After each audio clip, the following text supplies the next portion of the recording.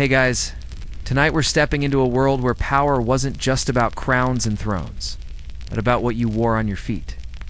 Imagine, if you will, the echoing grandeur of Constantinople's great palace, incense swirling, the hushed anticipation of courtiers, and, at the heart of it all, an emperor. Not merely changing outfits, but performing a sacred transformation, one shoe at a time. You might think changing shoes is just about comfort, or maybe matching your belt. But for the Byzantine emperors, it was a profound act, steeped in millennia of tradition, divine right, and more political maneuvering than your last family reunion. This wasn't just fashion. It was a carefully choreographed ballet of power, each footwear choice, a whisper or a shout to God and man. You probably won't survive a single day in their incredibly restrictive, gold-encrusted, and probably not very breathable ceremonial attire, let alone the constant pressure of divine expectation. So, before you get comfortable, take a moment to like the video and subscribe, but only if you genuinely enjoy what I do here. And if you're up for it, drop your location and local time. In the comments, it's always cool to see who's tuning in from where. Now dim the lights. Maybe turn on a fan for that soft background hum. And let's ease into tonight's journey together. You find yourself immersed in the captivating heart of the Byzantine Empire, a sprawling mosaic of cultures and beliefs that stood as the torchbearer of civilization for over 1,000 years after the fall of Western Rome. This wasn't merely an empire. It was a living, breathing testament to complex hierarchies and profound spiritual devotion. Our focus tonight isn't on their legendary battles, their intricate theological debates, or their monumental architecture like Hagia Sophia, though these all form the backdrop of their world. Instead, we're zeroing in on a seemingly mundane detail that held immense, almost sacred significance: the emperor's shoes. Why, you might reasonably ask, would the most powerful man in the known world, the earthly regent of God, and the direct successor to the Roman Caesars, bother with multiple pairs of ceremonial footwear for a single event? It's a question that unlocks fascinating layers of imperial identity, deeply ingrained religious dogma, and the intricate social hierarchy that defined life within the imperial court. This wasn't a matter of casual preference. It was a carefully prescribed element of the taxis, the rigid ceremonial order that governed every aspect of court life. One mainstream historical fact you should know is that the Byzantine court was renowned, even infamous, for its elaborate and meticulously structured ceremonies. Often described in voluminous texts like the Book of Ceremonies by Emperor Constantine VII Porphyrogenitos, these rituals were far from mere pomp. They served a vital political and theological purpose: to reinforce the emperor's semi-divine status, to demonstrate the unassailable order of the cosmos reflected in the earthly court, and to maintain stability in a perpetually challenging geopolitical landscape. Every gesture, every procession, every garment, and yes, every accessory, including the shoes, was precisely choreographed and imbued with symbolic meaning. It was less about personal comfort or modern fashion trends, and much more about performing a sacred, transcendent role that connected the emperor to God himself. The shoes were not just covering his feet. They were grounding his divine authority. Consider for a moment the sheer weight of expectation placed upon these emperors. They weren't just political or military leaders, making decrees and commanding armies. They were seen as Christ's direct viceroys on earth, mediators between the divine and the mortal realms. This unique, almost priestly position demanded a visual language that transcended the ordinary and spoke directly to the spiritual consciousness of the populace. A quirky or fringe tidbit that underscores this spiritual connection reveals that some ancient accounts and later interpretations suggest certain imperial shoes were literally encrusted with tiny relics of saints or fragments of sacred texts, effectively transforming the emperor's footwear into ambulatory reliquaries. Imagine the sheer discomfort, not to mention the immense spiritual and physical weight of such divine bling on your feet. It's enough to make you appreciate your everyday. Unblessed and certainly relic-free sneakers, isn't it? These weren't just about showing off. They were about carrying a tangible piece of the sacred with every imperial step. Historians still argue Whether the precise sequence and the exact number of these ceremonial shoe changes always remained rigidly consistent throughout the 1,000-year lifespan of the Byzantine Empire, or if the ritual evolved and adapted significantly over time, perhaps reflecting new theological interpretations, shifts in dynastic power, or changing political necessities. Was there a standard shoe change playbook that remained unchanged for centuries? Or did each new emperor or political climate introduce its own subtle variations? What is clear, however, regardless of the exact historical evolution, is that each change was a deliberate and profoundly meaningful act. It was a visual cue in a silent, yet immensely powerful drama unfolding before the eyes of the court and the populace. You're not just watching a man swap footwear. You're witnessing a sacred transformation, a symbolic shedding of one state, of being and an adoption of another, all played out on the grand, polished marble floors of the sacred palace. The very act of changing shoes during a ceremony was a micro-ritual within a larger, all-encompassing ritual, signaling distinct transitions. In the emperor's role from humble servant to triumphant commander, from mere man to living icon of God's will, it was a physical manifestation of his multifaceted authority. Silent sermon delivered not from a pulpit, but from the imperial dais, communicated through the exquisite language of silk, gold, and carefully chosen, highly symbolic leather. These subtle shifts in footwear, often hidden beneath voluminous robes until the precise moment of their reveal, spoke volumes to those who knew how to read the intricate visual lexicon of the Byzantine court. It was a constant visual affirmation of the emperor's cosmic and earthly power, meticulously reinforced starting right from the ground up, with his very feet. As you delve deeper into this intricate world of Byzantine court ceremony, you begin to realize that these ceremonial shoe changes weren't merely for ostentation or fleeting fashion. Instead, they were deeply imbued with profound socio-religious symbolism, acting as powerful visual statements that communicated the emperor's multifaceted identity and his unique position at the nexus of divine and earthly power. Each pair of shoes, from the simplest, unadorned sandal to the most dazzling, jewel-encrusted boot, it's got you a boot, was a carefully chosen element designed to convey a specific aspect of the emperor's divinely ordained role. This meticulous attention to footwear reflects a society deeply invested in visual communication and symbolic meaning. Consider a scenario. When the emperor stood before the patriarch in the awe-inspiring grandeur of Hagia Sophia, perhaps for a solemn blessing, a special liturgy, or a moment of imperial confession, his footwear might be deliberately humble. This could manifest as simple leather slippers or unadorned sandals, representing his profound subservience to God and his role as a pious Christian, just another member of the faithful in the eyes of the Almighty.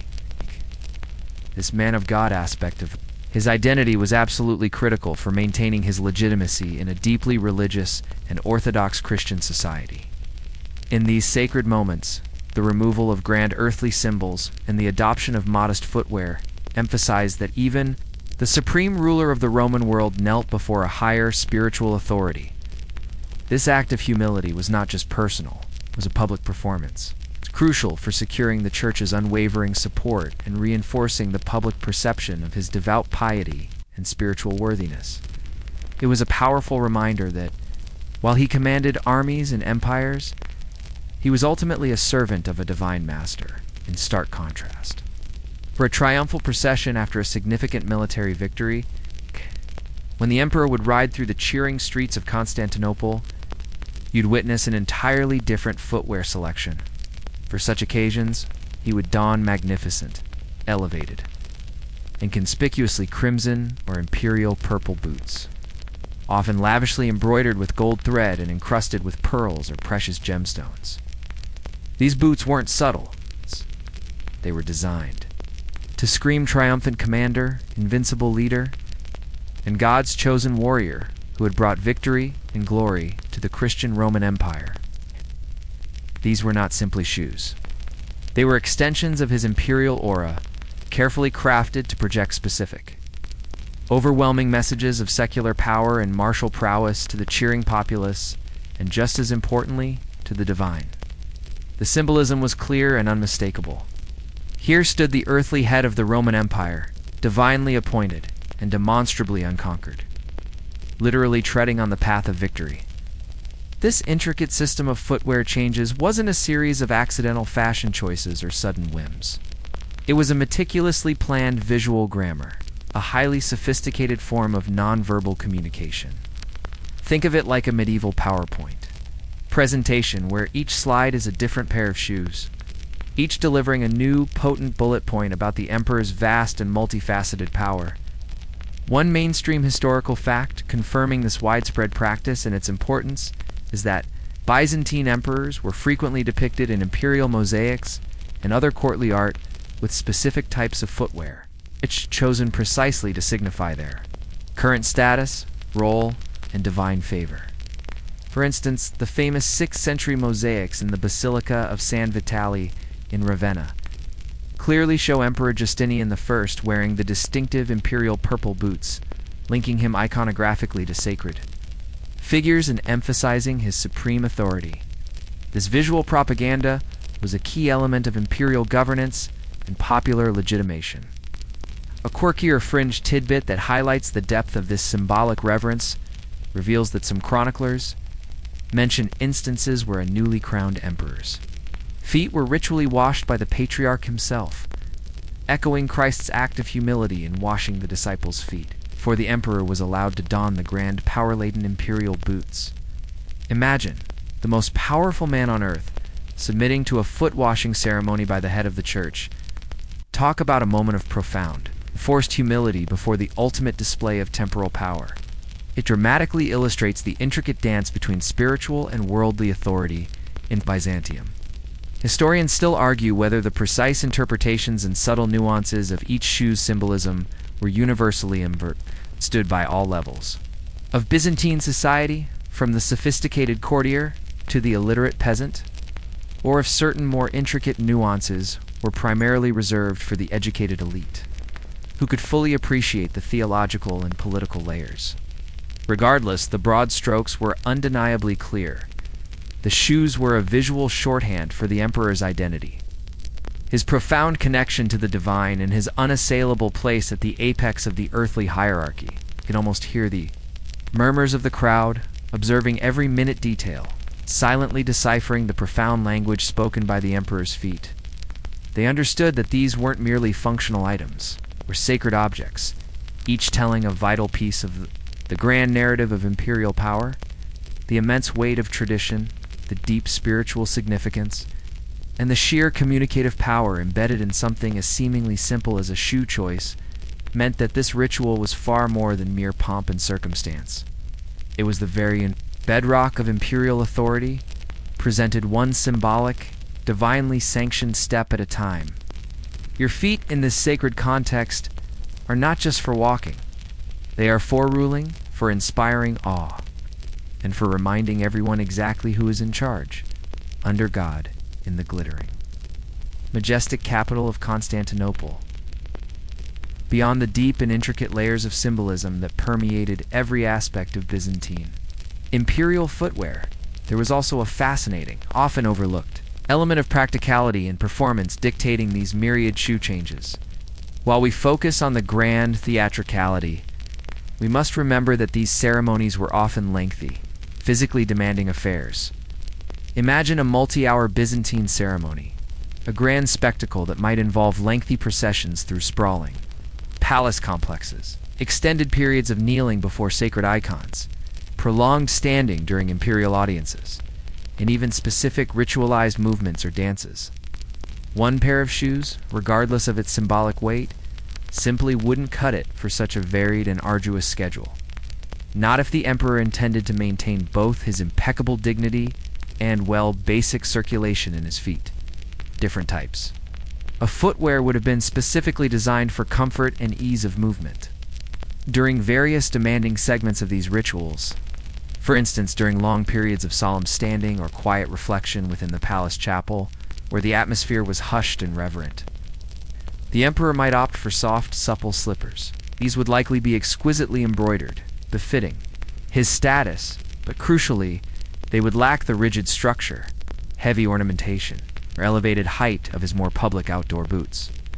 Such choices would prevent undue fatigue, allowing the emperor to maintain his regal composure and an appearance of effortless majesty throughout, demanding spiritual rituals that could stretch for many hours, sometimes even encompassing an entire day. Comfort in these private diacrit moments allowed for sustained piety. Then you shift your perspective to the external world. Consider the practicalities of a grand triumphal parade through the often cobbled streets of Constantinople, or perhaps a military review in the vast hippodrome. You wouldn't want to trip over your own overly elaborate train or slip on a rogue piece of Roman road debris while attempting to project invincible power in those delicate silk slippers. For such physically demanding outdoor events, sturdy, perhaps, even subtly reinforced, boots would be absolutely essential.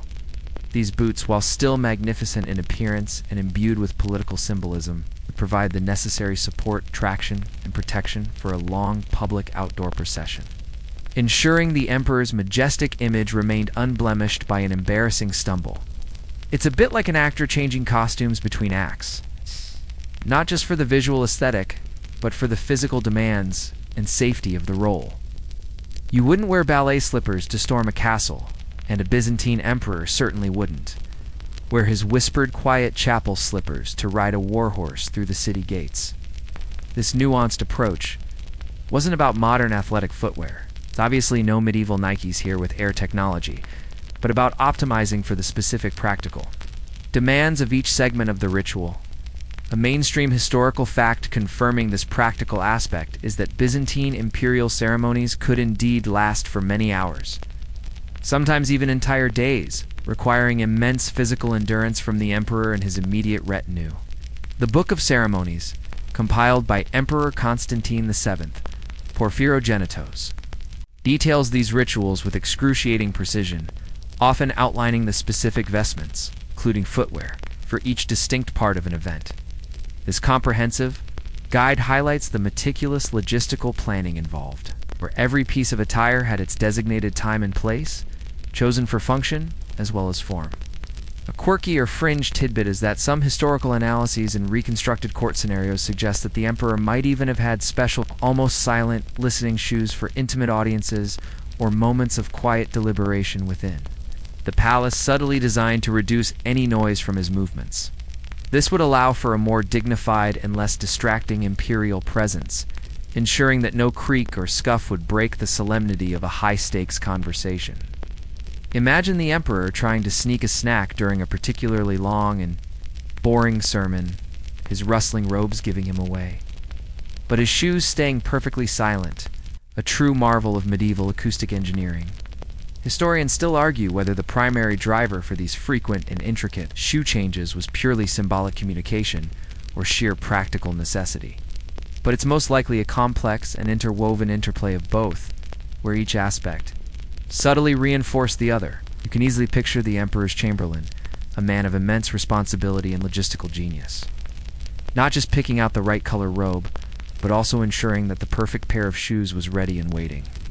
For each specific phase of the day's demanding schedule, one pair for standing solemnly by the altar, another for processing through the vast hippodrome, perhaps even a lighter, quieter pair for a more intimate meeting with trusted advisors in a private chamber. It was a significant logistical challenge, sure, but one that undeniably underscored the absolute precision and controlled grandeur of the Byzantine court. Every minute detail mattered. Every prop played a crucial part, and the emperor's feet were just as much an integral part of the imperial narrative as his magnificent crown or his jeweled scepter. So when you think about these Byzantine emperors, changing shoes, don't just see a simple wardrobe change. See a master performer meticulously adapting their costume to the next act of a millennial-long play, ensuring both symbolic resonance and the very real ability to, actually walk without falling flat on their face, or making embarrassing, squeaky noises on the highly polished marble. Now, let's zoom in on a particular type of footwear that carried immense symbolic weight, often serving as a powerful counterpoint to the dazzling displays of imperial authority, the slipper of humility. Imagine a poignant moment within a grand Byzantine ceremony where the emperor, having perhaps just arrived in his most opulent silks and a crown glittering with jewels, would deliberately shed his magnificent, imposing boots and before the eyes of his court and clergy, don a pair of simple, perhaps even plain, slippers or unadorned sandals. This wasn't a sudden wardrobe malfunction or a casual change for comfort. It was a profound, meticulously calculated statement, a visible act of spiritual deference. This humble footwear was specifically chosen to represent his role as a servant of God, a vital aspect of his identity that balanced his immense temporal power. By wearing these simple shoes, the emperor explicitly acknowledged that even he, the supreme ruler of the Roman world, was ultimately subservient to divine will and accountable to the Almighty. It was a deeply symbolic echo of Christ's own humility, most notably exemplified by his washing of the disciples' feet, a central tenet of Christian piety. This public display of meekness served as a stark reminder that despite his unparalleled earthly glory, immense wealth, and military might, the emperor was first and foremost a devout Christian, a humble member of the faithful, and ultimately, a mortal soul accountable to a higher power. This particular shoe change often occurred during the most sacred religious rites, such as liturgies or communion within the hallowed confines of Hagia Sophia or the more intimate palace chapels, where the emperor's spiritual authority and pious devotion were emphasized above his secular or military might. The very act of humbling his feet served to elevate his spiritual legitimacy. The act of putting on these unassuming shoes, while a seemingly small detail, served as a profound theological and political statement. It was a way to publicly demonstrate the emperor's submission to the Almighty, thereby legitimizing his rule as divinely sanctioned, not merely attained through force or inheritance. In a society where the emperor was widely seen as Christ's direct representative or icon on earth, this gesture ensured that his divine connection was rooted in piety and humility, not just worldly power and grand displays. It grounded his celestial authority in a relatable, albeit still ceremonial, human act of devotion. The striking contrast between his usual majestic attire, voluminous robes, glittering crowns, and jewel-encrusted vestments, and these conspicuously simple slippers would have been deeply impactful, forcing all observers, from the highest noble to the lowest citizen, to acknowledge and internalize the intricate duality of the emperor's sacred role, both absolute, earthly, ruler and humble servant of God. It was a visual sermon on the true, a source of all power.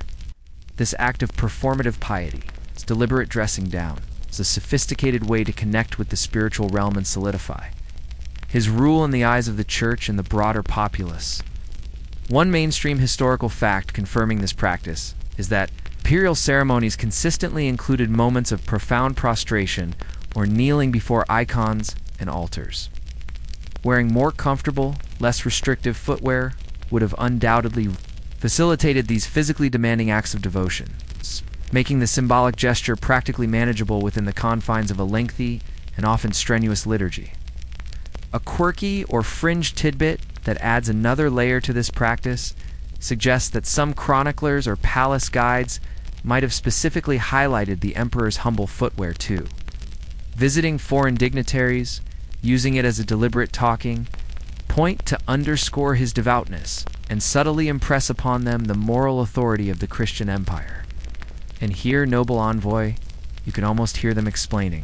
You see, the emperor, mighty in battle, yet profoundly humble in God's sight, is evidenced by these remarkably plain sandals. Another intriguing tidbit suggests that some emperors might have even kept these specific humble slippers in their private chambers, using them for moments of genuine personal prayer or deep spiritual reflection, far from the critical eyes of the court. Imagine the emperor, after a long, arduous day of dealing with rebellious generals and intricate theological debates, just wanting to slip into something more comfortable, and those comfortable shoes also happen to serve as a constant, tangible, a reminder of his spiritual obligations. Multi-purpose footwear. Truly. Historians still argue whether the precise theological interpretations behind this specific act of donning Humble footwear remained consistent, or if the practice evolved over the centuries, perhaps transforming from a genuinely spontaneous display of profound personal piety into a more formalized, almost ritualistic gesture for public consumption. Was it always a heartfelt expression of faith, or did it eventually become a necessary performance to maintain political and religious legitimacy? Regardless of the exact balance, what is clear is that this act was far from a mere comfort choice.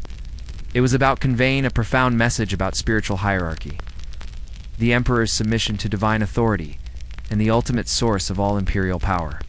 You are not just seeing a powerful man dressed down.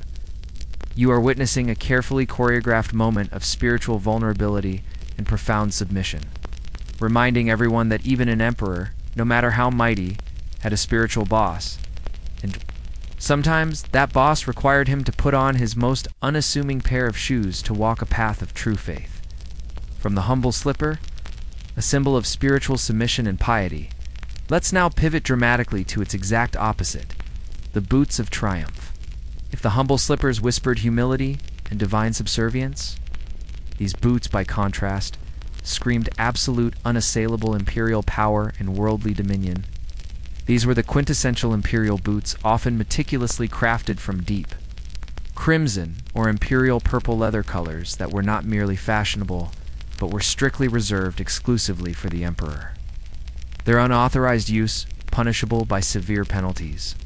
These magnificent boots were invariably lavishly adorned with intricate gold embroidery, often featuring stylized eagles or other imperial motifs, and frequently encrusted with lustrous pearls and sometimes even dazzling precious gemstones.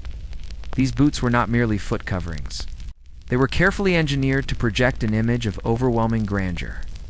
They were often designed with a slightly elevated sole, not quite a modern high heel in our contemporary sense, but enough to give the emperor an even more imposing stature, literally raising him physically and symbolically above the common populace. This subtle elevation contributed to his aura of majesty and inaccessibility. These boots weren't just worn for practical movement. They were displayed, meticulously positioned and highlighted during public ceremonies. Imagine the awe-inspiring sight of the emperor, after a decisive military victory, entering Constantinople through the monumental Golden Gate, perhaps riding on a white horse or being carried aloft on a litter, his crimson boots gleaming under the Anatolian sun, catching every ray of light. They served as a tangible, visual testament to his God-given power, his military prowess, and the unyielding might of the Christian Roman Empire. Every visible glint, every shimmering stitch, contributed to the overwhelming sense of his divine mandate. These formidable boots profoundly symbolized the emperor's paramount role as Basileus, the supreme secular ruler of the known world, the commander-in-chief of vast armies, and the divinely appointed leader who was destined to bring order, justice, and continuous victory to the Christian Roman Commonwealth. They were the preferred footwear during military parades, grand public appearances, diplomatic receptions, and any significant state function where the emperor's secular authority and martial prowess needed to be unequivocally emphasized and projected to his subjects and to foreign envoys alike. They served as a powerful, unambiguous visual declaration of his earthly dominance, acting as a direct counterpoint to the spiritual humility so carefully cultivated in other ceremonial moments. The symbolism was crystal clear and unmistakable.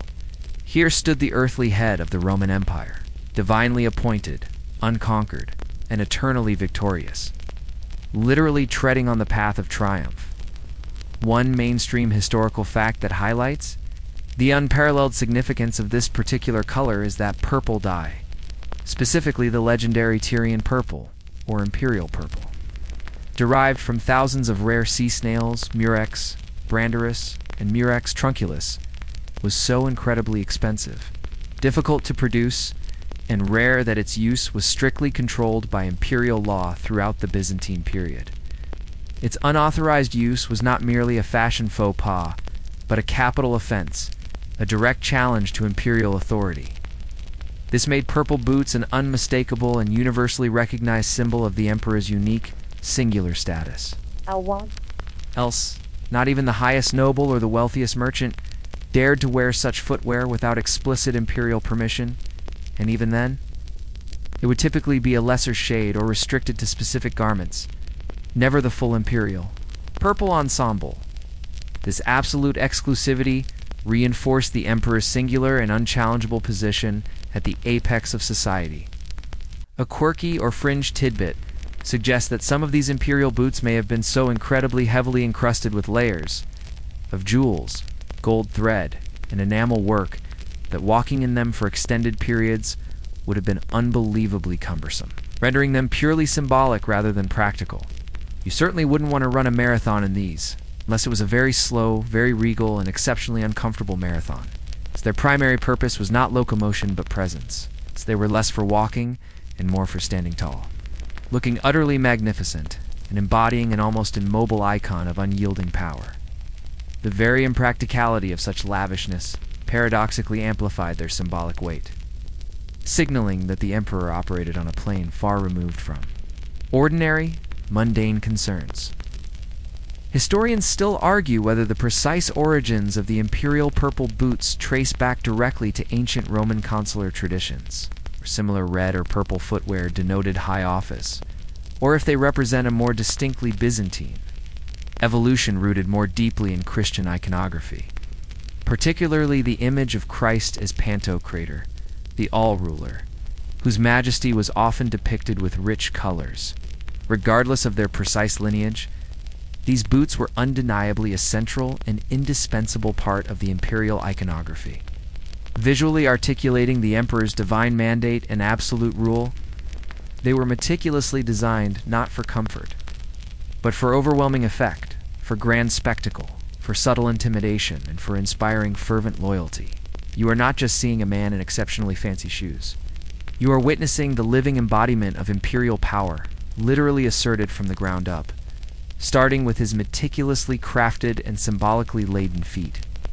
These boots were a non-negotiable part of the imperial regalia, a powerful, visual declaration that this was the man chosen by God to lead, to conquer, and to uphold the Christian empire against all foes. So, if you ever find yourself at a particularly dull award ceremony, just remember the Byzantine emperors and their triumphant boots. Now that's how you make an entrance, leaving no doubt about who is the true power in the room, from his glittering crown to his very well-heeled, symbolically charged toes. The visual language of the Byzantine court, a tapestry woven from centuries of tradition and innovation, extended far beyond just the shape, elevation, or overall design of the imperial shoes. It was also profoundly expressed and meticulously encoded through intricate color and material codes. Every single hue, every tactile fabric, and every glittering embellishment on the emperor's footwear was not chosen arbitrarily, but was carefully selected to convey specific and nuanced messages about his exalted status, his current ceremonial role, and even the very nature of the event itself. This sophisticated system of visual communication ensured that every detail is contributed to the overarching imperial narrative. We've already touched upon the paramount importance of imperial purpura, color so deeply and exclusively associated with the emperor that its unauthorized use by any subject, regardless of their rank or wealth, was considered an act of treason, often punishable by immediate execution. Imagine trying to sneak some purple into your outfit back then. You'd probably lose your head before you even tied your laces, a dramatic consequence for a fashion misstep. This crimson, or Tyrian purple, symbolized not only ultimate imperial authority and the divine right to rule, but sometimes was even deliberately linked to the sacred blood of Christ, thus forging a powerful and indissoluble connection between the emperor's earthly rule and heavenly sanction. This wasn't merely a matter of secular fashion. It was deeply intertwined with state security and theological legitimacy. The mere sight of this color on the emperor's feet was a powerful affirmation of his unique, sacred position beyond the iconic purple. Gold thread was extensively and lavishly used for intricate embroidery on imperial shoes, transforming them into shimmering works of art. Gold was not just a precious metal. It was seen as a direct reflection of divine splendor, symbolizing wealth, divine light, and the eternal, unchanging nature of the empire itself. The constant shimmer and gleam of gold on his feet would literally catch and refract the light in the grand palace halls, drawing immediate and mesmerized attention to his elevated status and celestial connection. Other colors and materials also played their distinct parts in this visual symphony. White, for example, often used for simpler slippers worn during religious acts, might represent purity or explicitly denote the emperor's role as a humble supplicant before God, particularly during solemn spiritual observances. Its stark simplicity would powerfully contrast with the usual imperial dazzle. Emphasizing spiritual devotion over temporal power, the choice of materials further underscored the empire's power and luxury. Silks, often imported at immense costs from distant lands like China via the Silk Roads, or produced in closely guarded imperial workshops in Constantinople, spoke volumes of unparalleled opulence and the empire's vast economic reach and global connections. The smooth, luxurious texture of silk would have added another layer of tactile richness to his attire, signifying unmatched quality. Fine leathers, meticulously tanned and often dyed to perfection, provided the robust foundation for these symbolic creations, ensuring the shoes were both visually spectacular and structurally sound. Pearls, precious gemstones, and intricate enamel work were not merely decorative elements added for aesthetic appeal. They were further unmistakable markers of unparalleled wealth, imperial dignity, and supreme status, transforming each individual shoe into a miniature wearable work of art, a treasury of precious materials. Every single facet of the shoe, down to the smallest bead or golden stitch, contributed to the overwhelming message of divine favor and absolute power. One mainstream historical fact is that the Byzantine Empire held a near monopoly on silk production and trade for centuries, developing sophisticated techniques and fiercely guarding their secrets. Imperial workshops controlled the manufacturing of the finest fabrics, ensuring that only the emperor and those he explicitly favored could wear garments of such exquisite quality.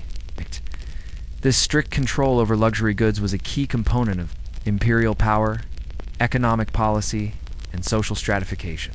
A quirky or fringe tidbit that reveals the depth of this cultural importance is that some historical records describe imperial shoemakers, or caligopoi, as holding a surprisingly high and specialized status within the intricate palace bureaucracy, often inheriting their positions. They weren't just cobblers. They were highly skilled artisans, crafting symbols of power integral to maintaining the emperor's divine image. You can almost imagine the immense pressure they faced, knowing that the perfect gleam on the emperor's boots for a major ceremony might literally influence the perception of imperial stability. Perhaps they even had a special imperial shoe shiner, gilded with its own elaborate rituals, ensuring every surface was flawless. Historians still argue whether the precise shades of purple or the specific patterns of gold embroidery carried subtle, changing meanings throughout the empire's long and dynamic history, perhaps reflecting different dynastic preferences, evolving theological interpretations, or even specific political alliances, adding even more layers of complexity to their interpretation. Were there regional variations, or did Constantinople set a universal standard? What's undeniable, however, is the sheer visual impact and the multi-layered coded messaging embedded in every single aspect of these shoes. You are not just seeing a colorful pair of boots, you're witnessing a carefully constructed and endlessly rich tapestry of power where every stitch, every carefully placed gem, and every chosen hue contributed to the emperor's majestic, God-ordained image, a visual sermon preached from his very feet. So, next time you're picking out your shoes, remember that for a Byzantine emperor, it wasn't just about matching your shirt. It was about broadcasting your entire identity, your divine right, and your absolute authority to the known world. One shimmering, meticulously coded, and profoundly symbolic step at a time, leaving absolutely no doubt as to his unmatched authority and supreme divine grace. One of the most critical and profoundly transformative moments for ceremonial shoe changes would undoubtedly have occurred during the elaborate rites of coronation and inauguration. Ease, were not merely administrative transfers of power.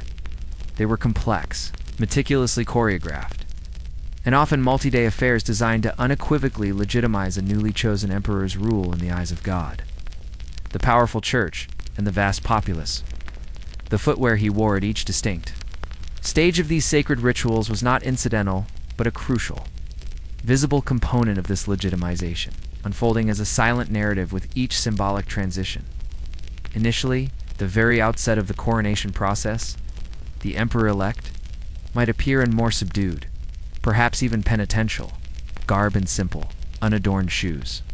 This deliberate choice symbolized his profound humility before receiving divine sanction, acknowledging his mortal beginnings and his spiritual unworthiness before ascending to such a sacred and weighty role.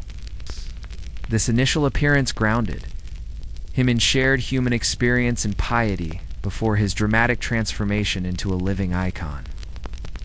It was a conscious act of spiritual purification and submission, essential for building a foundation of religious legitimacy. As the ceremony progressed and moved through its various sacred spaces, the emperor would be gradually vested with increasingly magnificent regalia. This gradual process would culminate in the climactic moment of donning the imperial mantle, the chlamys placing the crown stemma upon his head, and crucially, putting on the resplendent crimson boots of triumph. This step-by-step transition from humble supplicant to God-anointed emperor was visually underscored with immense power by the progressive changes in his footwear. The very act of changing shoes was a physical representation of his ascent to power, a meticulous step-by-step enactment of his new, elevated, and divinely sanctioned status. It was a dramatic unfolding, where each pair of shoes marked a distinct, sacred phase in his extraordinary journey from mortal man to divine ruler. The pronounced shift from plain leather to resplendent, jewel-encrusted purple and gold would have created a powerful visual crescendo, leaving an indelible and awe-inspiring impression on all witnesses. One mainstream historical fact is that Byzantine imperial coronations were unique in their profound and sophisticated blend of ancient Roman political traditions and deeply held Christian theological concepts. They often took place within the monumental grandeur of Hagia Sophia, the Great Church, involved not only the Supreme Patriarch of Constantinople, but also representatives of the Senate and army, solidifying the emperor's dual and inseparable role as both supreme secular ruler and zealous protector of the Orthodox Christian faith. This intricate ritual, woven with both secular and religious threads, underscored the emperor's unparalleled and divinely sanctioned position. A quirky or fringe tidbit suggests that some very early accounts and later interpretations detail a specific anointing of the emperor's feet with holy oil during the coronation ceremony. This ritual emphasized their sacred journey into power and symbolically consecrated them for the weighty steps of imperial rule. It makes you wonder if they had special anointing socks to go with the boots, or if the holy oil was applied directly onto the bare imperial foot before the magnificent footwear was donned. Imagine trying to get that sacred oil out of a silk slipper. One can only hope imperial laundries were impeccably skilled and well-equipped to handle such precious garments and their spiritual residues. This ritual further consecrated the very act of walking in the imperial role, making every future step symbolically significant and divinely guided. Historians still argue whether the exact liturgical development and ceremonial nuances of these Byzantine coronation rites, and thus the precise significance of the various shoe changes within them, remained absolutely constant over time, or if the practices adapted and evolved significantly as the empire's political and religious landscape shifted with different dynasties and theological developments. Did new emperors introduce their own subtle twists to the long-established rituals, or were they rigidly bound by centuries of immutable precedent? Regardless of the exact balance of continuity and change, the consistent emphasis on footwear in the various detailed descriptions of imperial accessions highlights its enduring and critical importance as a symbolic marker of legitimacy, transformation, and the emperor's evolving sacred role.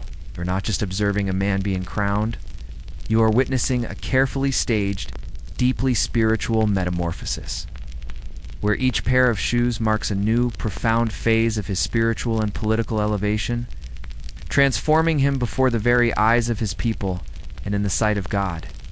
It was a powerful, silent affirmation of his divine mandate, a grand journey from man to living icon, meticulously punctuated by the rhythmic, symbolic swapping of shoes. It really puts your casual morning routine of picking out socks into rather dramatic perspective, doesn't it? For these Byzantine emperors, every single step was a performative act, and every single step held cosmic significance. It's crucial to truly grasp the sharp distinction between the emperor's footwear and his daily life versus ritual settings. While the ceremonial footwear was, as we've explored, a dazzling spectacle of wealth, power, and intricate symbolism, what did an emperor actually wear on a mundane Tuesday when he was simply, being an emperor behind the closed doors of his private apartments? You wouldn't reasonably expect him to be stomping around the vast and intricate private quarters of the palace in his jewel-encrusted crimson boots all day, would you?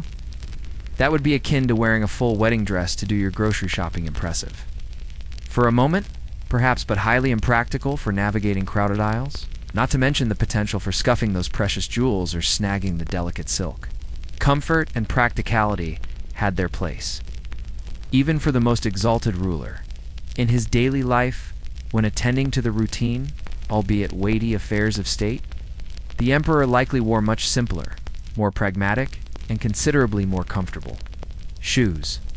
These would typically be soft leather slippers or well-fitted ankle boots, specifically designed for ease of movement and long hours spent walking within the sprawling, multi-tiered palace complex.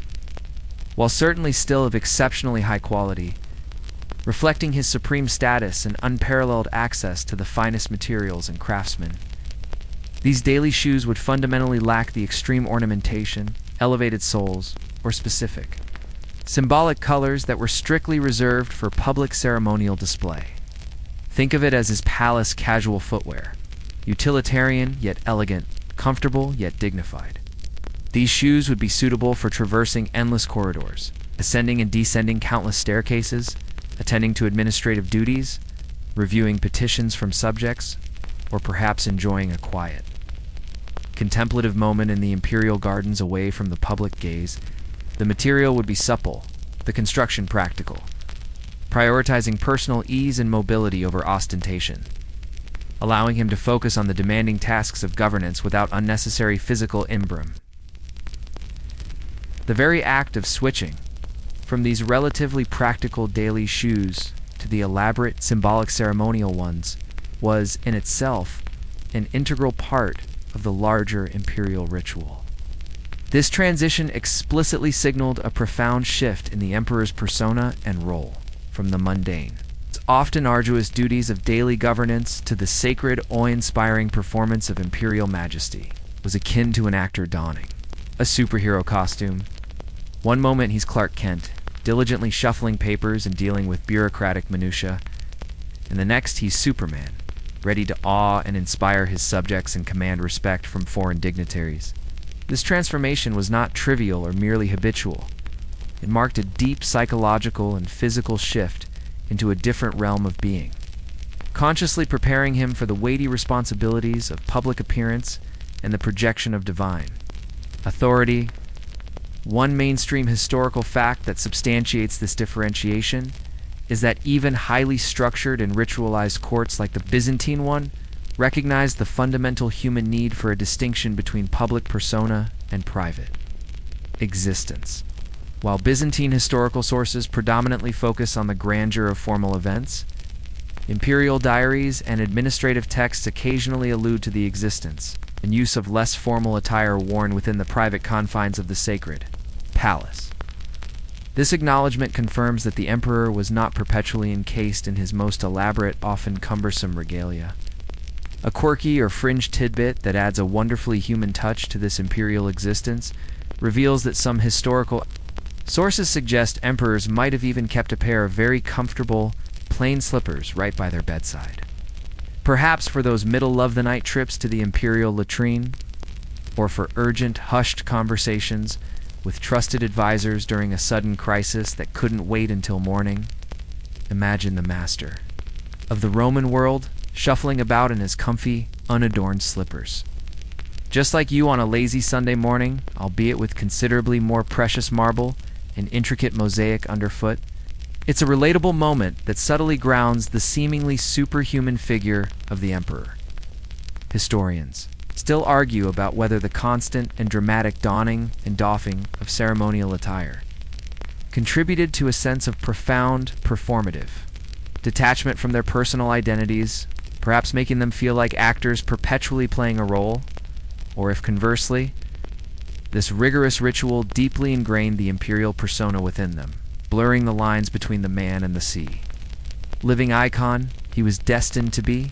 It's a fascinating psychological question regarding the impact of such a demanding role. Perhaps it was a necessary psychological tool, a form of ritualized preparation to manage the immense pressure and isolation of their unique position. What's clear, however, is that the footwear played a highly visible and symbolic role in this daily transformation, physically and symbolically delineating the two distinct worlds the emperor inhabited. You are not just seeing a man change shoes, you're observing the physical demarcation between his fundamental human needs for comfort and his overwhelming divine obligations. A daily ritual of stepping into and out of the enormous burden of the imperial crown, 1 foot at a time, meticulously navigating the intricate dance between personal comfort and the intricates, unyielding demands of imperial duty and sacred performance. As the direct and undisputed inheritors of the ancient Roman Empire, the Byzantines did not simply conjure their elaborate traditions out of thin air. Instead, many of their most significant customs, including those pertaining to imperial attire and its ceremonial use, demonstrate a clear and powerful influence of Roman traditions. You can observe these echoes of ancient Rome in countless aspects of the imperial regalia, even extending down to the meticulously chosen footwear. Roman emperors themselves had long understood and expertly utilized the power of visual symbols in certain colors, precious materials, and specific styles of footwear in Rome already carried distinct and powerful connotations, a legacy the Byzantines enthusiastically embraced and built upon. For example, the profound significance and exclusive use of purple for emperors was far from a Byzantine innovation. It had been the quintessential color of power, authority, and divinity in Rome for centuries. From the scarlet-laced togas of magistrates to the all-purple tunics of triumphant generals and later emperors, this hue consistently signified imperium, supreme executive power, and a direct favored connection to the gods. The very act of wearing purple conveyed an unmistakable message of unparalleled authority and divine favor, a powerful symbolic legacy that the Byzantines not only embraced wholeheartedly, but also dramatically amplified through their own theological interpretations, the calce mule. The distinctive red or purple high-laced boots worn by Roman magistrates and later by the emperors stand as direct and undeniable ancestors of the magnificent Byzantine imperial boots. These Roman predecessors already established a robust precedent for footwear, not merely as functional attire, but as a potent marker of high office, supreme power, and sacred authority. Furthermore, the very idea of an emperor possessing and utilizing distinct ceremonial attire for different roles or specific occasions was a practice deeply rooted in the Roman past, where various civic officials such as consuls, triumphant, generals, and state priests each had their own prescribed vestments, often complete with specific footwear meticulously chosen to match their functions and the gravity of the occasion. The Byzantines, ever keen on projecting an unbroken chain of continuity with their glorious Roman past, meticulously adapted these established practices, transforming and enriching them to suit their unique Christian imperial identity and theological framework. However, it is crucial to note that the Byzantines did not simply copy-paste their Roman heritage. They ingeniously adapted and profoundly refined these traditions, imbuing them with a new, distinct, and deeply significant Christian theological layer. What was once purely secular or pagan Roman symbolism became thoroughly infused with complex Christian meaning in Constantinople. The imperial purple boots, for instance, in the Byzantine context, no longer just signified earthly power and continuity with Roman imperium. They now also represented the emperor's sacred role as Christ's direct representative on earth, a living icon of divine authority and a protector of the Christian flock. This profound spiritual dimension elevated the symbolism of the footwear, far beyond mere worldly status. One mainstream historical fact that powerfully highlights this deep-seated sense of continuity is the very title Basileus Romaean, or Emperor of the Romans, which Byzantine emperors meticulously maintained. Throughout their entire 1,000-year history, this deliberate linguistic link underscored their unwavering self-perception as the rightful and legitimate continuation of the original Roman Empire, not some new or fragmented entity. This constant invocation of Roman identity resonated throughout. Their culture, from their laws and their monumental architecture to the very attire worn by their sovereign. A quirky or fringe tidbit that illustrates this blending of tradition is that some classical texts describe Roman emperors having specific shoes for entering the capital. The Sacred Heart of Rome, indicating a very early form of ceremonial footwear, tied to particular sacred or civic functions. Perhaps the Byzantines just took this foundational Roman idea and, with their characteristic flair, said, let's make it more Christian, infinitely more elaborate, and definitely much, much sparklier. With more gold, more jewels, and perhaps a few more highly significant shoe changes for good measure. It's like taking a classic time-honored recipe and adding 1,000 years of extra, exotic spices, and an entirely new, complex, profound theological flavor profile. Historians still argue whether the precise degree of innovation versus continuity in Byzantine imperial ceremonies was a conscious, deliberate, and systematic recreation of Roman splendor, meticulously designed to legitimize their rule, or if it was more of an organic evolution shaped by local conditions, practical needs, and the pervasive influence of Christian theology over centuries. The exact balance of these influences remains a nuanced and fascinating debate within Byzantine studies. What's undeniable, however, is that you are not just observing a new empire's unique fashion choices. You are witnessing a profoundly rich and fascinating fusion of ancient Roman power aesthetics with Eastern Christian mysticism and a meticulously structured courtly ritual. The frequent and highly symbolic shoe changes, then, were not merely a Byzantine quirk or a fleeting trend. They were a living, breathing testament to their deep Roman heritage, meticulously transformed, elevated, and sanctified for a new Christian age, solidifying their unwavering claim as the true and legitimate successors of Rome. One Roman-inspired, Christ-sanctified boot at a time. The powerful echoes of Rome resonated not only in their laws, their military organization, and their grand architecture, but also quite literally, in the very footwear worn by their emperors. The very bedrock of the Byzantine Empire was its identity.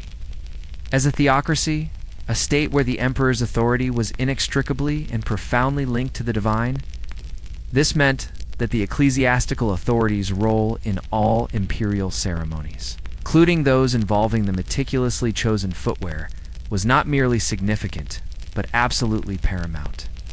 The Patriarch of Constantinople, as the revered head of the Orthodox Christian Church, often played a central, indispensable, and often defining role in imperial rituals, particularly during pivotal events such as coronations, imperial weddings, grand religious festivals, and solemn liturgical observances. You wouldn't just expect the emperor to waltz into the monumental Hagia Sophia, the Great Church, and spiritual heart of the empire in his most extravagant state boots. Rather, he would typically change into something far more appropriate for the sacred space, perhaps those humble slippers we discussed earlier. Before receiving a blessing from the patriarch or partaking in the sacred Eucharist, this deliberate and public change acknowledged the profound sacredness of the space and the supreme spiritual authority of the Church. The pervasive influence of the Church ensured that every aspect of the emperor's public image constantly reinforced his piety, his spiritual devotion, and his ultimate status as God's chosen representative on earth. The carefully orchestrated shoe changes during religious ceremonies were a visible and potent manifestation of this delicate, yet often powerful balance of power between the imperial throne and the patriarchal seat. while the emperor undeniably held supreme secular and military power, commanding vast armies and issuing laws. He was always expected to demonstrate profound spiritual humility before God, and by extension, before God's earthly representative, the patriarch. This complex dynamic, though sometimes fraught with tension and occasional conflicts over jurisdiction or dogma, largely worked to mutual benefit, with the church lending crucial divine legitimacy to the emperor's right to rule, and the emperor, in turn, providing vital protection, immense resources, and extensive patronage to the church, ensuring its prosperity and influence throughout the empire. One mainstream historical fact that illustrates the inherent complexities of this relationship is that while the emperor was seen as the spiritual protector and earthly head of the church, the relationship between the emperor and the patriarch was often far from harmonious. It was complex and occasionally contentious, marked by periods of close cooperation interspersed with significant conflicts over matters of theological dogma, the appointment of bishops, and the precise boundaries of their respective authorities. However, despite these tensions, they generally maintained a necessary symbiotic relationship, with each playing a vital role in legitimizing the other's authority within their respective yet overlapping spheres. The careful choreography of imperial rituals, including the highly symbolic changes in footwear, served to publicly define, reinforce, and sometimes even negotiate this intricate power dynamic, ensuring the fragile balance of power was publicly acknowledged. A quirky or fringe tidbit that highlights the pervasive cultural importance of footwear within the Byzantine religious context is that some Byzantine church canons, or ecclesiastical rules, specifically addressed clerical footwear. These canons detailed what types of shoes were appropriate for different ranks and functions within the clergy, even prescribing symbolic colors or materials for various liturgical roles. This indicates a broader cultural preoccupation within Byzantine society with the semiotics of shoes, within religious contexts, where even a priest's footwear subtly conveyed status, role, and adherence to spiritual principles. Imagine trying to explain to a medieval Byzantine priest why you chose modern flip-flops for Sunday service. They'd probably not only launch into an entire theological debate about appropriateness and symbolism, but might even question your spiritual seriousness. An understanding of proper decorum? The Byzantines took their footwear, particularly in sacred contexts, very seriously indeed. Historians still argue about the exact extent to which the church dictated or merely profoundly influenced imperial ceremonial protocols, whether certain emperors actively resisted or fully embraced the ecclesiastical prescriptions for their attire and conduct. Some emperors, particularly during turbulent periods like the iconoclast controversy or times of intense political instability, might have attempted to assert more direct control over religious matters, sometimes clashing with patriarchal authority. However, the underlying principle of divine sanction and the need for ecclesiastical legitimacy remained crucial for the stability and acceptance of imperial rule. What's clear is that the church provided a powerful and all-encompassing theological framework for understanding the emperor's sacred role, and his meticulously orchestrated changing shoes were a tangible, highly visible symbol within that framework, a constant reminder of his dual allegiance to both earthly and heavenly realms. You are not just seeing a powerful leader making a formal costume change. You are witnessing a profound and ongoing dialogue between earthly authority and divine will, meticulously mediated through the symbolic language of sacred space and carefully chosen footwear.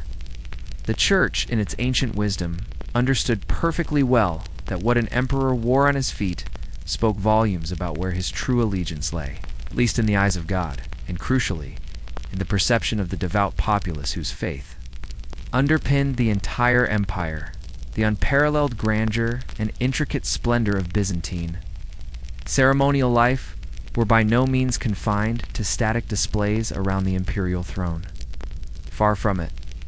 This majesty frequently involved elaborate and meticulously orchestrated processions. None more famous or symbolically potent than the fabled Sacred Palace Walk, Imagine the emperor, the very heart and soul of his empire, meticulously processing through the vast and sprawling architectural masterpiece that was the Great Palace of Constantinople. This complex was not just a residence, it was a labyrinth of grand chambers, echoing courtyards, hidden passages, and sacred chapels, each space precisely designed to evoke profound awe and unequivocally reinforce his divine status to all who witnessed his movement. Every single step of this imperial promenade was choreographed with immense, almost obsessive precision, and naturally, his footwear would undergo carefully planned changes to match the specific symbolic and practical demands of each distinct segment of this imperial pilgrimage. For instance, he might begin his journey in humble slippers, perhaps within a secluded private chapel, performing a devotional act that emphasized his personal piety and spiritual submission before God. This initial, unassuming appearance grounded him in a moment of human humility. He would then transition to sturdy, yet still exquisitely ornate shoes for walking through the grand reception halls, where he would be observed by the assembled courtiers, minor officials, and perhaps even low-ranking foreign delegates. Shoes, designed for comfortable yet dignified movement over polished marble, would balance practicality with imperial elegance. The procession would then typically culminate in the most dramatic transformation. The emperor would don his majestic, triumphant purple boots for his climactic appearance on the Chrysotriclinos, the golden triclinium, the most magnificent reception hall, where he would receive high-ranking foreign dignitaries and assert his supreme, unchallengeable worldly power. The sacred palace walk was, therefore, much more than a mere leisurely stroll. It was a carefully plotted spiritual and political journey enacted within the very heart of power, a dynamic performance of imperial majesty in continuous motion. The strategic changes in footwear served as critical markers for these transitions, signaling different aspects of his imperial role as he moved from one hallowed space to another, each step imbued with profound symbolic meaning. It was, in essence, a complex narrative told through precise movement and meticulously chosen attire, a living tableau of his multifaceted authority that unfolded with breathtaking precision. The palpable anticipation among the assembled crowd, as the emperor moved through each stage and revealed new, ever more splendid footwear, would have undoubtedly heightened the dramatic and symbolic effect for all onlookers, reinforcing his unparalleled status. One mainstream historical fact is that the Great Palace of Constantinople was indeed an enormous, sprawling complex of interconnected buildings, private apartments, churches, and ceremonial halls. This entire architectural marvel was specifically designed to facilitate these elaborate rituals and processions. Specific routes and designated chambers for the emperor to traverse on various occasions, each route inherently laden with its own intricate symbolic significance and historical echoes. These architectural designs were not arbitrary. They were integral to the seamless performance of imperial power and propaganda. A quirky or fringe tidbit that illustrates the extraordinary level of detail and bureaucracy involved in these rituals is that some Byzantine accounts mention specialized palace attendants, whose sole and demanding job was to know the precise schedule of shoe changes for each complex ceremony. Their task was to ensure the exact right pair of footwear was ready and waiting at the exact right moment, perhaps even with a clean towel and a basin for ritualistic foot washing nearby if needed. Talk about pressure. Imagine misplacing the emperor's lucky jewel-encrusted boot right before a major state reception. That would undoubtedly have been a royal foot fault of epic proportions, potentially seen as an ill omen for the entire empire and certainly a career-ending mistake. For the hapless attendant, their job was not just practical, but also absolutely vital for maintaining the flawless facade of imperial order and divine sanction.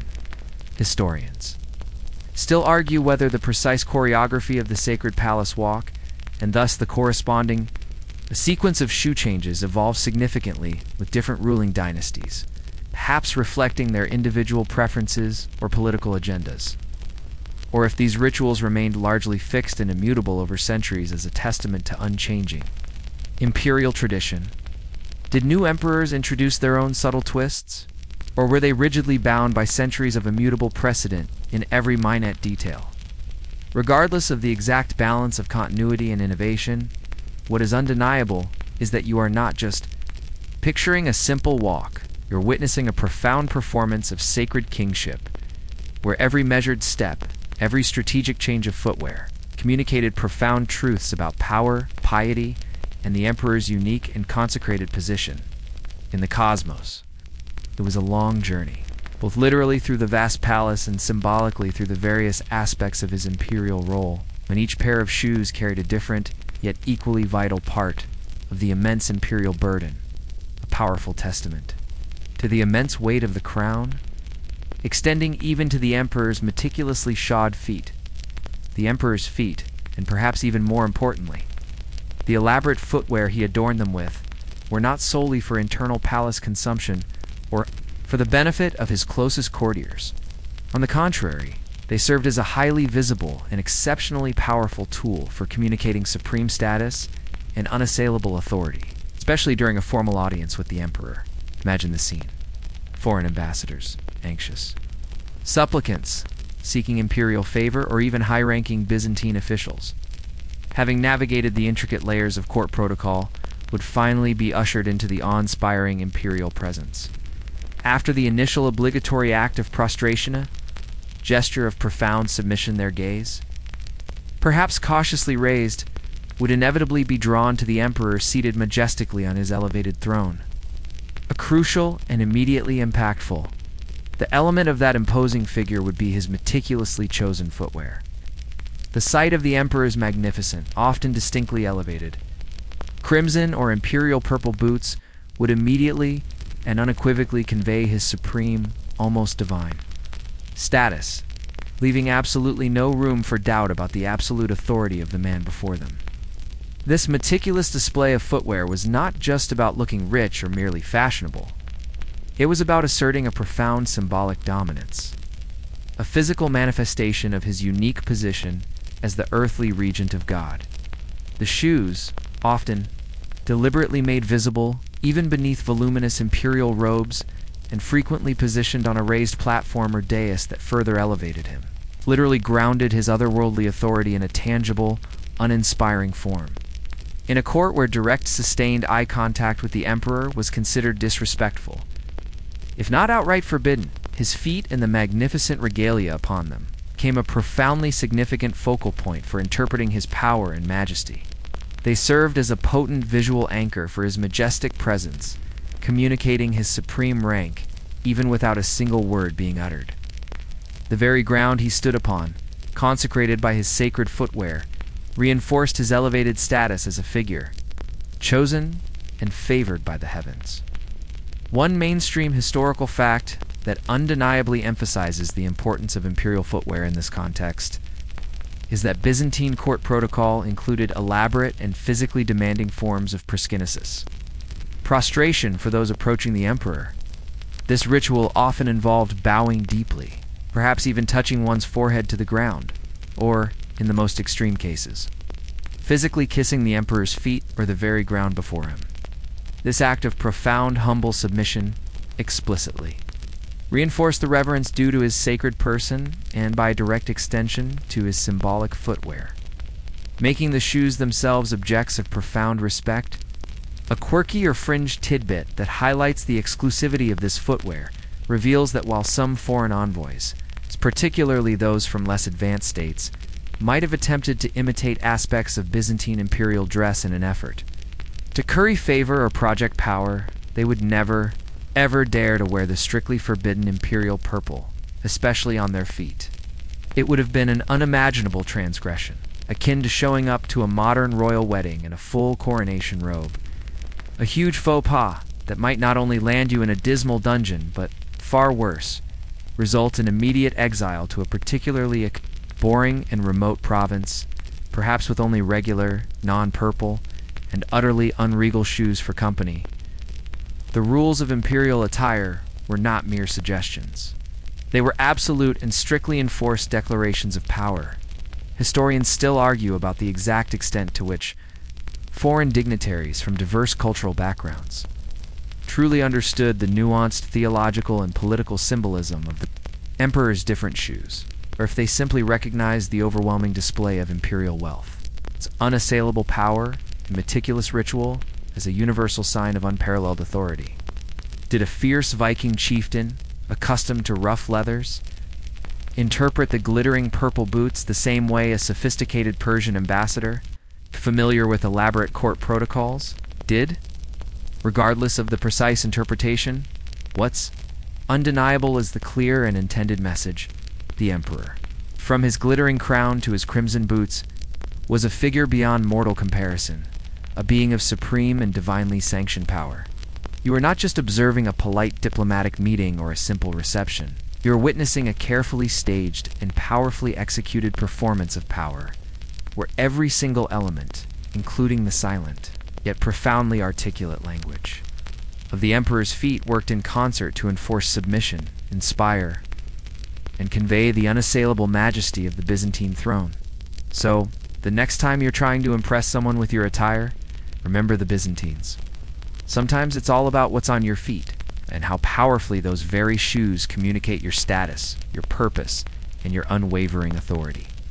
Thankfully, in our quest to understand the profound significance of Byzantine imperial footwear, we don't have to rely solely on dusty, often laconic, written texts to imagine these magnificent shoes in action. Instead, we are blessed with an incredibly rich trove of artistic depictions of shoes directly from the Byzantine era itself. Throughout the empire's long history, monumental mosaics, intricately illuminated manuscripts, and exquisite ivory carvings frequently portray emperors in their full, awe-inspiring regalia, and in these depictions, their footwear is almost invariably rendered with meticulous, often astonishing detail. These artistic representations are absolutely invaluable, offering direct, vibrant visual evidence of the exact styles, precise colors, and elaborate ornamentation of imperial shoes that no written description, however vivid, could ever fully capture.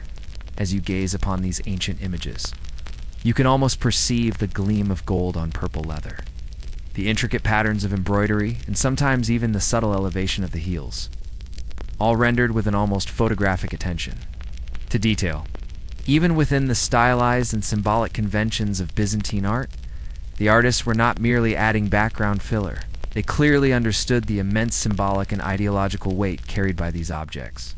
The deliberate and often exaggerated emphasis on the imperial footwear in these grand public artworks serves as a powerful testament to their critical importance in conveying core imperial messages to a broad audience. Think of the universally famous mosaics of Emperor Justinian I and Empress Theodora in the Basilica of San Vitale in Ravenna, Italy, dating back to the 6th century.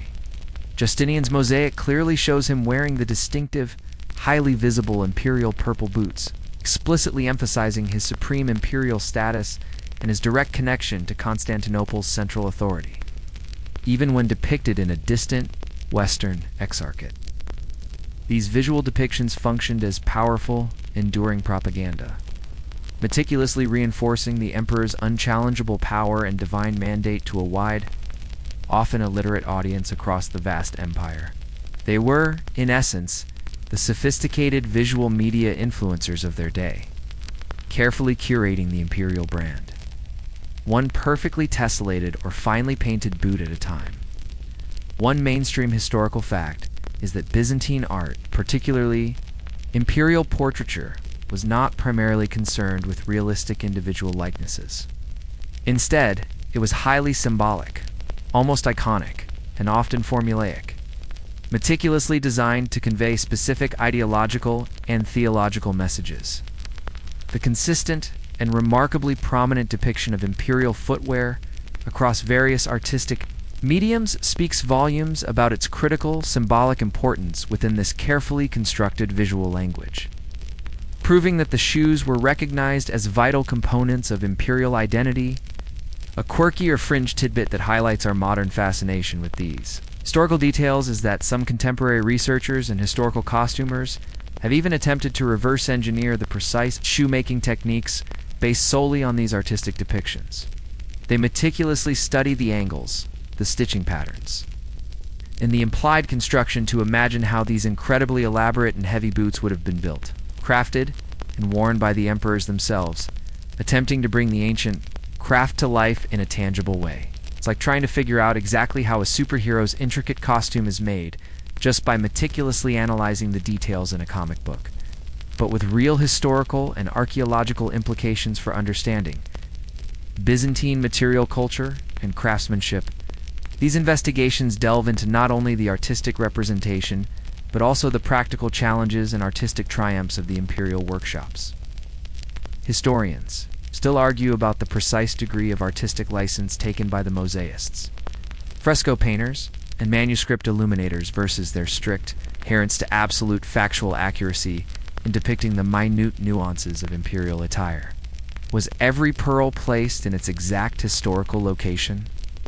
Or did the artists sometimes embellish for greater symbolic effect or compositional balance? However, the consistent emphasis on the imperial boots, their unmistakable color, and their undeniable grandeur across such a diverse range of art forms leaves no doubt whatsoever about their paramount and enduring importance in constructing and projecting the imperial image. You are not just looking at old art or static images, you are gaining a direct, vibrant, incredibly detailed window into the sophisticated visual propaganda and intricate symbolic language of the Byzantine Empire. A world where the emperors' feet were quite literally enshrined in glittering gold, precious tesserae, and vibrant pigments, becoming a permanent and iconic part of his enduring legacy. It's a powerful testament to the enduring power of visual imagery, where even a detail as seemingly small or commonplace as a shoe could speak volumes about who held ultimate power, both earthly and divine, and why that power was considered legitimate. For 1,000 years and beyond, the profound influence of Byzantine imperial culture, with its sophisticated court protocols and distinctive footwear symbolism, was far from confined to the empire's well-guarded borders. As Western Europe gradually emerged from the so-called Dark Ages and began to forge its own monarchies and nascent states. You can observe its far-reaching impact through various later European adaptations. Monarchs and aspiring rulers across the continent invariably looked to the unparalleled grandeur and established legitimacy of Constantinople as the ultimate exemplar of imperial splendor and structured governance. While Western European fashion and courtly rituals naturally evolved along distinct lines, often influenced by local traditions, climate, and the fragmented nature of power, elements of Byzantine ceremonial dress, including the fundamental concept of symbolically potent footwear, undeniably found their way into various royal traditions, subtly, yet significantly shaping the visual language of power across the entire continent. The very idea of reserving specific, opulent colors exclusively for royalty, or the deliberate use of elaborately adorned boots as undeniable markers of supreme status, was certainly influenced by the Eastern Roman Empire's long-standing and highly formalized practices. For example, though not enforced with the same draconian strictness as Byzantine imperial purple, red or deep scarlet became a color strongly and consistently associated with royalty, power, and prestige in medieval Western Europe.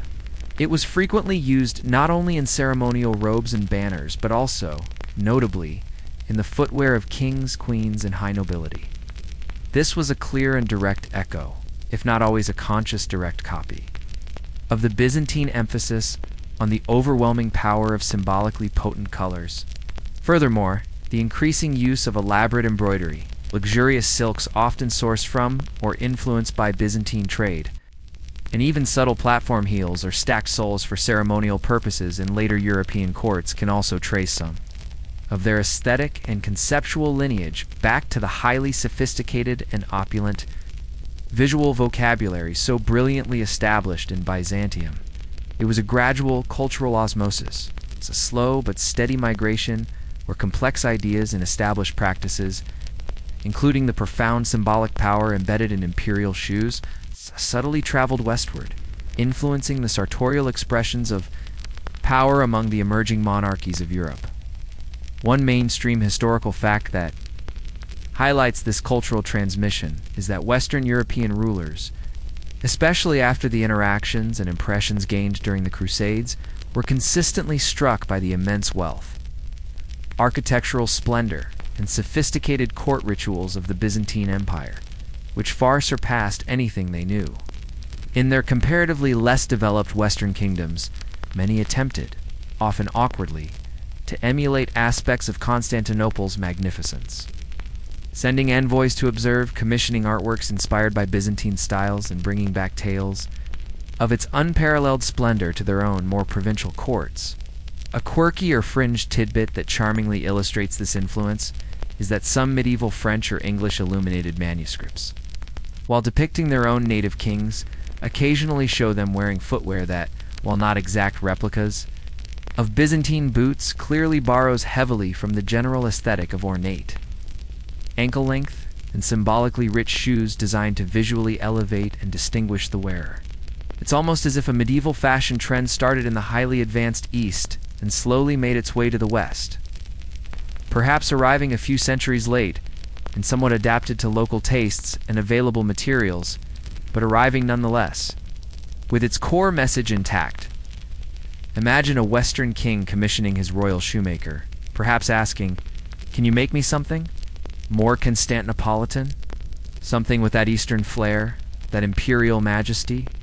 Historians still argue about the precise channels and the exact directness of this influence, with some scholars suggesting a more continuous and explicit transfer of ideas through consistent diplomatic ties, trade routes, and even intermarriage between royal houses. Others emphasize the independent development of Western European court culture, positing that any similarities were merely parallel evolutions, driven by universal needs for royal display rather than direct imitation. Was it a conscious, deliberate cultural borrowing, or simply a convergence of similar impulses? What's undeniable, however, is that Constantinople, with its unparalleled and long-enduring imperial splendor, served as a powerful and aspirational model of sophisticated statecraft, elaborate ceremony, and compelling visual representation of power for emerging European elites. You are not just seeing a fascinating historical curiosity. You are observing the slow, subtle, yet profound spread of cultural ideas, where the silent language of Byzantine imperial shoes continued to whisper powerful lessons of authority, prestige, and divine right to new generations of European rulers. Long after the glory and direct political dominance of Byzantium had begun its long, slow fade into history. So, next time you see a king or queen in historical artwork from medieval or even early modern Europe, take a peek at their feet. You might just spot a little bit of Byzantine legacy in their royal kicks, a subtle and enduring nod to the immense influence of the Eastern Roman Empire, asterisk, as our long and illuminating journey through the fascinating world of Byzantine imperial footwear finally draws to a close.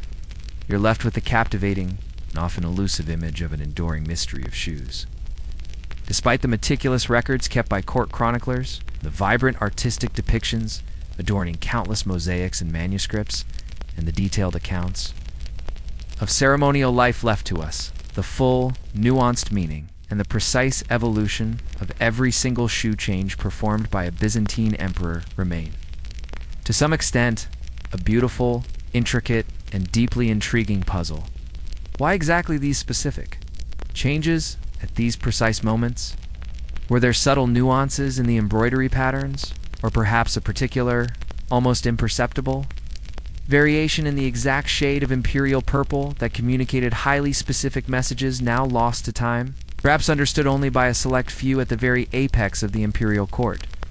The Byzantines were, by all accounts, absolute masters of coded communication, where every gesture, every color, and every object held layers of hidden meaning, and their shoes were undoubtedly an integral, profoundly important part of this intricate, silent language, a complex lexicon that we can, even with modern scholarship, only partially decipher and fully appreciate today. The deeper you gaze into this seemingly small detail, the more profound layers of meaning you uncover, ultimately leaving you with a powerful sense of wonder at the sheer complexity, artistry, and symbolic depth of their imperial rituals. This isn't to say that our understanding is entirely blank, of course, far from it. we have grasped the broad, overarching strokes of the symbolism. The deliberate choice of a humble slipper for moments of profound piety and spiritual submission. The imposing crimson or purple boot for grand displays of triumph and unassailable. Worldly power and the general understanding of a necessary shift from practical daily attire to sacred ceremonial garb. But the precise emotional and political resonance of each specific transition for the contemporary Byzantine audience, how exactly these symbolic acts landed on the common people watching from the sidelines of a procession. Or the shrewd foreign envoys observing from afar in a reception hall, did they genuinely feel overwhelming awe, subtle fear, or profound spiritual inspiration? This subjective experience of these grand displays is, by its very nature, incredibly elusive and difficult for modern historians to fully reconstruct. One mainstream historical fact that shapes our understanding, yet simultaneously highlights these lingering mysteries, is that much of our detailed knowledge of Byzantine court life and ceremonial protocols comes from texts like the aforementioned Book of Ceremonies, compiled during the reign of Emperor Constantine VII Porphyrogenitos. While this monumental work provides an incredibly detailed, almost minute-by-minute account of imperial procedures, it is important to remember that it is also a highly idealized text. It meticulously describes what happened, but rarely explicitly explains the why behind every single detail or the precise intent and reception of every symbolic gesture. Leaving considerable room for modern interpretation, scholarly debate, and ongoing research, serves as a foundational blueprint, but by no means a complete or fully transparent instruction manual for understanding every layer of meaning.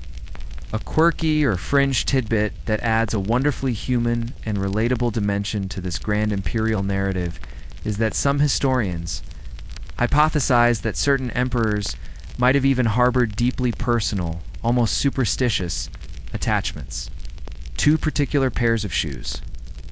They might have genuinely believed that a specific boot brought them good fortune in battle, or that a certain slipper embodied a particular virtue like courage or wisdom, offering a form of spiritual or psychological comfort. Such intimate details, naturally, would almost certainly not make it into the official, formal ceremonial books of state remaining part of the emperor's private world. Imagine a Byzantine emperor having a lucky socks equivalent for a major military campaign or a crucial diplomatic negotiation. It's a delightfully human thought that subtly grounds the seemingly superhuman figure of the emperor in a relatable reality. Historians still argue about the ultimate impact of these elaborate rituals on the overall stability, legitimacy, and indeed the very longevity of the empire itself. Was the intense focus on symbolic display and meticulously choreographed ceremony eventually a distraction that overshadowed practical governance, military preparedness, and the harsh realities of constant external threats, thereby contributing to its eventual decline? Or was it, conversely, a vital glue that held the diverse empire together, inspiring loyalty and projecting an image of unshakable power and divine order? Perhaps the enduring mystery of these shoes, their multifaceted meanings, and their exact role in the Byzantine psyche is precisely what makes this topic so eternally compelling, inviting us, even today, to fill in the gaps with our imagination, critical analysis, and ongoing scholarly inquiry. You are not just closing a history book on a long-lost empire. You are left with the lingering, profound impression of a world where every single step, every meticulously crafted garment, and every seemingly small detail, right down to the very shoes on an emperor's feet, was imbued with profound and complex meaning. All meticulously designed to uphold a 1,000-year empire and communicate its unparalleled authority to both God and man.